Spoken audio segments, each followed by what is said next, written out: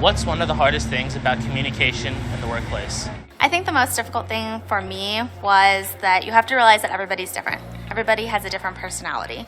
So everybody isn't going to have the same mode of communication. So it's important to realize that what might work for one person isn't going to work for the other person. I think a lot of our graduates today have a bit of trouble calming down and being genuine and authentic in their personal communications when you have a face-to-face. And it's still really important to develop that business acumen where you can still sit in the room with somebody, next to somebody, and have a comfortable, productive conversation.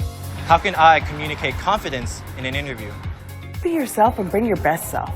Sometimes I have college students that come to my career fair booth and they're so nervous they can't even say their name, and all I want to do is get to know them better. So look at it as a one-on-one conversation and the best way to sell yourself in that moment.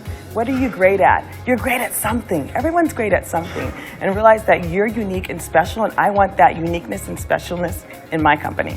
Be confident in your ideas. They're your ideas. No one else can have those or share them in a different way than you can. Just be confident and believe strongly in where you stand and what you're trying to communicate. The most important thing about confidence is when you walk through the door, it's the first thing, it's that first impression that the interviewer sees.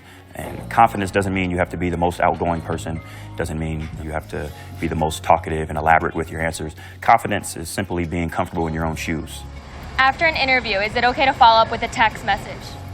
When you're following up with an employer, you should definitely send in a thank you email just to kind of jog their memory on who you are. If you have their direct contact information, it's okay to give them a call maybe a week after if you haven't heard something. I've seen also handwritten thank yous, which are super, super big. I think it just shows a personal touch, and again, just your professionalism. It goes down to communicating in the right channel. You wouldn't text an employer thank you, even if you know them personally. How do I know I'm getting my message across? Reading that body language, asking questions, asking people to repeat it, so that you make sure that the message you're giving is the message that's being heard. Words are important, but the way you say things and your body language really elicits the true message. So I would just say think through what you're going to communicate before you say it.